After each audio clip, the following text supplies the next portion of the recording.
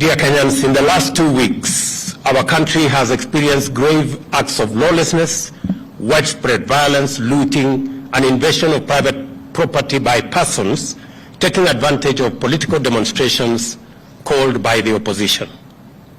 During this period, lives have been lost, people injured, property looted or destroyed, the economy has suffered, and our image as a nation dented. Our security agencies have endeavored to do everything within the law to protect the lives and property of all citizens. Nevertheless, the violence, chaos, and disorder continues to distract our national focus of economic transformation. 3 Kenyans, among them a police officer, have lost their lives in the protest. More than 400 Kenyans, including at least 60 security officers, have been injured. A police vehicle was burnt to ashes somewhere in Kawangware, while another was hijacked and commandeered by unruly protesters somewhere in Migori. 2 houses of worship were burnt down in Kibra. Kiosks, supermarkets, and a mortuary were looted. Fellow Kenyans, our country's image and history in the League of Modern Nations has been at stake in the last 2 weeks. The country's economy has been hit hard at a time when my administration is doing everything possible to salvage the economy from the deep hole where we found it.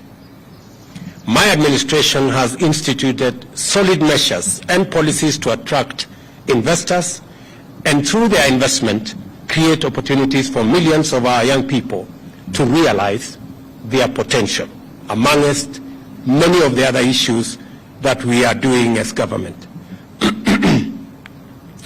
We cannot, ladies and gentlemen, we cannot allow these efforts to be derailed by acts of violence, chaos, and anarchy. We all have an obligation to respect the Constitution of Kenya. This also includes the respect of institutions established and created by the Constitution. Our country's electoral system and process is anchored on the principles of our Constitution. In these circumstances, and in view of the recent events that led to loss of life and destruction of property in the demonstrations that have occasioned in our country for the last 2 weeks, I urge my brother Raila Odinga and the opposition to call off the demonstrations and to give this bipartisan approach a chance for us to take the country forward.